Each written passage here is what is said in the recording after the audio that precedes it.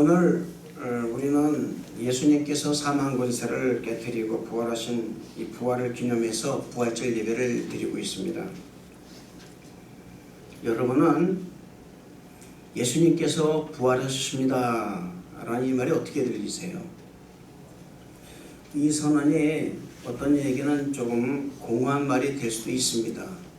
예수님을 믿지 않는 사람에게는 아주 공허한 말이 될 수가 있죠.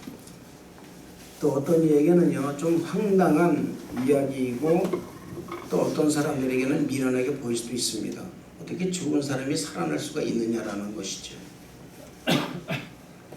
그러나 우리 그리스도인들에게는 이 부활이라는 것이, 이 선언은 복음입니다. 또 지혜라는 거예요. 예수를 따르는 이들에게 이 말은 감동이며 감격입니다. 시화입니다. 할렐루야. 당시 초대교회 성도들이 모이면 하는 인사말이 있었어요. 아주 심하게 박해를 받고 있던 시절, 카타콤이라는 지하 공동묘지에서 예배를 드릴 때에도 이들은 이 인사를 먼저 나누었다고 합니다. 그 죽음들이 널려있는 묘지 안에서 그들이 자랑스럽고 그리고 힘차게 외쳤던 말, 그 말이 바로 뭐냐? 예수께서 부활하셨습니다. 진실로 부활하셨습니다 라는 인사였던 것입니다. 이 부활의 신앙이 있었기에 그들은 당당히 박해에 맞설 수가 있었을 것이고, 환난과 핍박을 견딜 수가 있었던 것입니다. 이 부활의 신앙이야말로 우리가 추구해야 될 신앙이에요. 사망 권세를 이길 수 있는 유일한 신앙이라는 것을 믿으시기를 바랍니다. 사도 바울은 이 부활의 신앙을 뭐라고 그랬냐? 복음이라고 했습니다.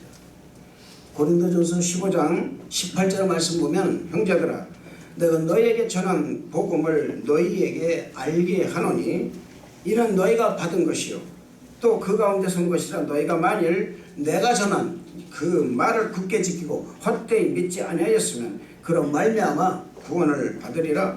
내가 받은 것을 먼저 너희에게 전하였느니 이는 성경대로 그리스도께서 우리의 죄를 위하여 죽으시고 장사 지난 바 되셨다가 성경대로 사흘 만에 다시 살아나사 게바에게 보이시고 후에 12 제자에게와 그 후에 500의 형제에게 일시에 보이셨느니 그 중에 지금까지 대다수는 살아있고 어떤 사람은 잠들었으며 그 후에 야고보에게 보이셨으며 그 후에 모든 사도에게와 맨 나중에 만삭되지 못하여 난 자 같은 내게도 보이셨느니라 라고 말하고 있습니다.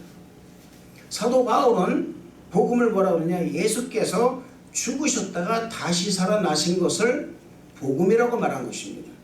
그렇기 때문에 사도 바울은 부활이 복음이 될 수밖에 없는 이유에 대해서 고린도전서 15장 17절 20절에 이렇게 또 그 이유를 말하고 있습니다. 그리스도께서 다시 살아나신 일이 없으면 하나님의 그리스도를 다시 살리지 아니하셨으리라. 또한 그리스도 안에서 잠자는 자도 망하였으리니 만일 그리스도 안에서 우리가 바라는 것이 이 세상의 삶뿐이면 모든 사람 가운데 우리가 더 불쌍한 자이로라. 그러나 이제 그리스도께서 죽은 자 가운데서 다시 살아나사 잠자는 자들의 첫 열매가 되셨도다. 사망이 한 사람으로 말미암았으니 죽은 자의 부활도 한 사람으로 말미암는도다. 아담 안에서 모든 사람이 죽은 것과 같이 그리스도 안에서 모든 사람이 삶을 얻으리라. 할렐루야. 첫째로 부활의 신앙은 뭐냐? 사망 권세를 이길 수 있는 유일한 길이라는 것입니다. 부활 소식이 복음인 이유는 부활이 죽은 사람들, 또한 죽을 사람들, 또 죽음을 두려워하는 사람들에게 던져진 유일한 희망의 빗줄기 때문에 그렇습니다. 이 세상 모든 사람에게 죽음은 해결할 수 있는 문제가 아닙니다. 저나 여러분은 죽음을 해결할 수가 없는 거예요. 사람은 나서 늙어서 병들어 죽는다는 4대 원칙이 반드시 있습니다. 여기서 벗어날 수가 없어요. 이걸 벗어나려고 아무리 해도 안 된다 그 말입니다. 우리가 우리가 죽으면 어떻게 될 것인가? 죽음 후에 우리는 다시 살 수 있을 것인가? 나는 죽어서 어디로 갈 것인가? 지금의 사후세계에는 과연 무엇이 있을까? 아마 우리는 이런 문제에 대해서 우리는 아마 생각도 안 할 것입니다. 아니요, 생각하고 싶지가 않다 그 말입니다. 왜? 죽음이라는 것을 생각할 때는 이미 마음에서부터 이미 어두워져 있는 거예요. 온통 다크에 있습니다. 그래서 이 문제는 모든 세대의 사람들이 알고 싶어 했고 해결하고 싶어 했던 문제였던 것입니다. 세상은 죽음을 그저 이렇게 말합니다. 그저 자연스러운 일로 받아들이라고 권면하고 있습니다. 그게 운명론이에요. 그러고도 이 죽음이라는 굴레에서 해방을 받거나 해방시킬 수 없다는 것입니다. 사망은 항상 인간의 모든 생에 마침표같이 여겨졌다는 것입니다. 인간은 그저 그 어쩔 수 없이 그 결과를 받아들여야만 했다는 거예요. 그러나 우리 예수님께서 이 죽음을 단번에 정복하시고 사망 권세를 이기신 분이 되셨다는 것입니다. 사망 권세를 이기시고 무덤을 깨뜨리고 무덤에서 다시 살아나신 거예요. 할렐루야.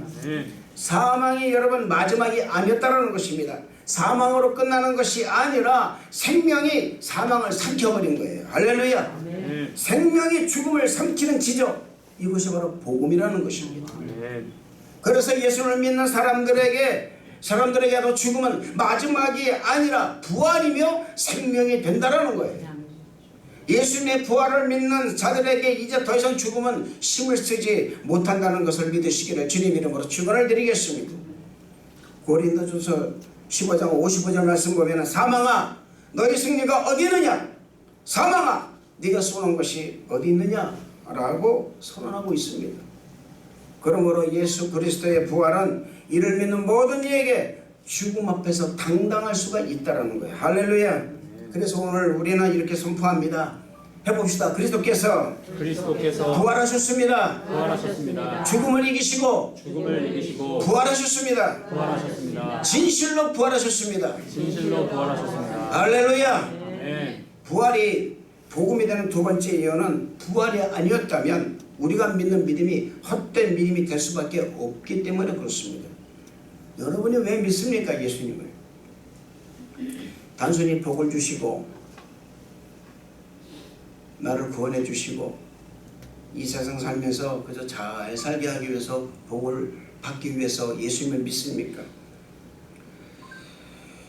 여러분 부활이 믿는 성도에게 사망 권세를 이길 수 있는 유일한 희망이라고 제가 말씀드렸어요. 그런데 그 부활을 믿는 믿음이 내게 어떤 믿음이 있느냐 그 말입니다.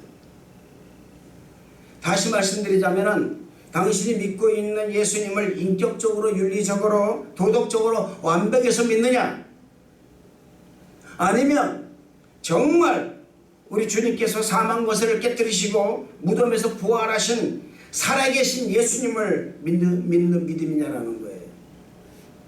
저는 우리 성도 여러분 모두가 다 사망 권세를 깨뜨리시고 부활하신 예수님을 믿는 우리 성도 여러분 다 되시기를 주님 이름으로 축원을 드리겠습니다.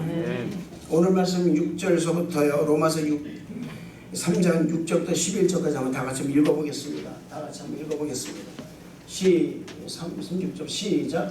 우리가 알거니와 우리의 옛사람이 예수와 함께 십자가에 못 박힌 것은 죄의 몸이 죽어 다시는 우리가 죄에게 종노릇하지 아니하려 함이니 이는 죽음과 죄에서 벗어나 의롭다 하심을 얻었습니다. 만일 우리가 그리스도와 함께 죽었으면 또한 그와 함께 살 줄을 믿노니 이는 그리스도께서 죽은 자가 살아나셨으며 다시 죽지 아니하시고 사망을 죽게 할 줄 알므로 그가 죽으심은 죄에 강간해 주시며 그가 살아계시는 하나님께 대하여 살아계심이 이와 같이 너희도 너희 자신을 죄에 죽은 자요 그래서 예수 안에서 하나님께 대하여 살아있는 자로 여길지어다. 아멘. 여러분 이 말씀을 보면요 우리의 옛사람이 예수님과 함께 십자가에 못 박히는 것은 죄의 몸이 죽어 다시는 우리가 죄에게 종노릇하지 않기 위하여 라는 거예요. 그리고 그리스도께서는 우리가 살아있는 사람이 되기 위해서 우리가 여러분 예수님을 믿는 거라 그 말입니다. 그 이유는 뭐냐? 죄로 인해 죽은 자가 그 죄에서 의롭다 하심을 얻기 때문에 그렇습니다. 예수님을 믿고 구원을 받은 것은 죄의 굴레에서 벗어나는 의미하는 거예요. 죄에 대하여 벗어난다는 의미는 죄에서 자유로움을 받았다는 것을 의미하는 것입니다. 그래서 죄에 대하여 죽고 의에 대하여는 다시 산다는 말이 성립되는 것입니다. 이것이 부활의 신앙인 거예요. 이것이 부활의 복음인 것입니다. 부활의 복음은 죄에 대하여 죽고 의에 대하여 다시 사는 거예요. 그렇기 때문에 우리가 그리스도와 함께 죽은 사람이 되면 그리스도와 함께 다시 사는 기쁨을 누리게 되는 것입니다. 할렐루야. 왜냐하면 그의 죽으심은 죄에 대해서 단번에 죽으심이에요. 그의 살으심은 하나님께 대하여 살으심이 되기 때문에 우리가 예수님을 믿고 구원을 받은 사람인 것을 믿는다면 우리 믿음이 바로 부활의 믿음이 된다는 것입니다. 그렇다면 우리 믿는 성도가 어떻게 하면 예수님의 부활에 참여할 수 있는가? 오늘 말씀 제목이 뭡니까? 오늘 말씀 제목이 여기 보면은 예수님의 부활에 참여하는 성도라고 되어 있습니다. 어떻게 우리가 예수님을 그 부활에 참여할 수가 있을까? 그리고 이 부활의 복음을 어떻게 우리 것으로 만들 수가 있을까? 단지 부활이 우리의 죄에 대하여 죽고 의에 대해 사는 것으로만 알고 예수님의 부활이 이런 것이라면 알고 있으면 되는 것인가? 라는 것입니다. 사실 여러분 예수님이 십자가에 못 박히고 사흘 만에 다시 사신 것을 모르는 사람은 없습니다. 세상 사람들도 이 사실은 다 알고 있는 것입니다. 때로는 기독교인들보다도 비기독교인들이 부활의 의미를 더 명료하고 설득력 있게 해석하기도 한다는 것입니다. 또 어떤 사람은 예수님의 부활을 전설이나 신화로 생각하며 유사한 내용을 들어서 영화나 소설에 이용하기도 하고 있다는 것입니다. 그러나 예수님의 부활은 인간이 생각하는 그런 부활의 의미를 뛰어넘어서 인간이 생각하는 차원의 부활이 아닌 하나님 나라의 차원의 부활이 되는 거예요. 그 이유는 예수님의 이 부활이 사망 것을 이기는 초석이요 근간이 되며 우리의 단번에 우리의 죄를 사하시는 놀라운 능력이기 때문이라는 것입니다. 그래서 오늘 말씀 7절 8절 말씀 보면은 이는 죽은 자가 죄에서 벗어나 의롭다 하심을 얻었음이라. 만일 우리가 그리스도와 함께 죽었으면 그와 함께 살 줄을 믿노니. 할렐루야. 여러분들이 정말 그리스도와 함께 죽었다고 생각하면은 그와 함께 다시 산다는 것을 믿어야 된다는 거예요. 할렐루야. 이는 그리스도께서 죽은 자 가운데 살아나셨음에 다시 죽지 아니하시고 사망이 그를 주장하지 못할 줄을 알미로라. 할렐루야. 저와 여러분은 사망 권세가 우리를 어떻게 할 수 있는 존재가 아니라는 사실을 믿으시기를 주님 이름으로 축원을 드리겠습니다. 사망 권세가 아닌 이제는 여러분을 다스리는 분은 누구냐? 바로 예수 그리스도라는 것을 믿으시기를 주님 이름으로 축원을 드리겠습니다. 부활의 소식은 모든 사람의 기쁜 소식입니다. 그래서 복음이라는 거예요. 그러나 부활 소식은 우리에게 그 이상이라는 것입니다. 부활이 단지 내가 죽어서 예수님처럼 다시 살 수 있을 거라는 막연한 기대와 믿음이라면 그것은 예수님의 부활의 진정 의미를 모르고 말하는 것입니다. 또한 그렇게 믿는 것입니다. 진정한 부활의 의미는 예수님이 십자가 죽으심과 같이 우리의 정과 욕심을 십자가 못 박아 죽고 예수님의 부활로 우리의 죄와 허물에서 완전히 벗어나 의에 대하여는 다시 살아나는 것을 의미하는 것임을 잊지 마시기를 주님 이름으로 축원을 드리겠습니다. 그렇다면 우리가 죄에 대해 죽고 의에 대해 부활했다면 우리는 어떻게 이 부활의 복음을 정말 우리 것으로 만들 수 있을 것일까? 어떻게 해야만이 내가 정말 이 부활에 참여할 수 있을까? 여러분 교회 전통에서 부활절과 관련해서 매우 중요한 예시가 하나 있습니다. 그것이 바로 세례식입니다. 초대 교회에 보면 부활절에 세례식을 베풀었다는 것을 알 수가 있습니다. 우리 교회도 오늘 이 부활절을 맞이해서 세례식을 거행합니다. 사실 여러분 이 부활절과 세례는 아주 밀접한 관계가 있는 거예요. 오늘 말씀 3절에서부터 5절 말씀을 보면은 사도 바울은 세례와 부활의 관계에 대하여 이렇게 설명하고 있습니다. 한번 읽어보겠습니다. 3절에서부터 5절 말씀을 한번 읽어보겠습니다.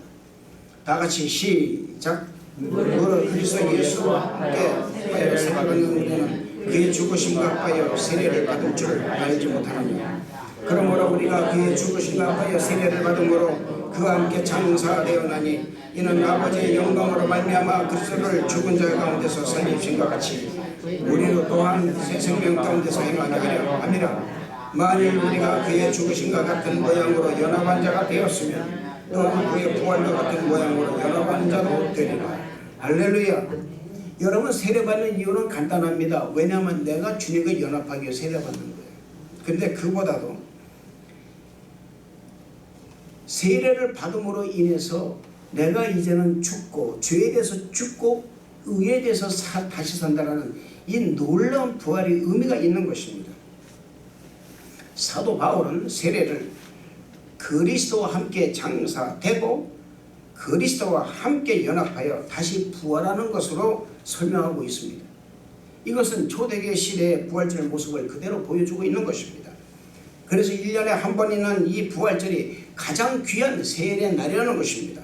2세기경 로마 신학자 히폴리투스는 사도시대의 신앙인들, 그 신앙인들의 생활을 기록한 사도전승이라는 책에서 세례를 받으려는 사람은 3년 전부터 준비하는 단계에 참여했다고 합니다.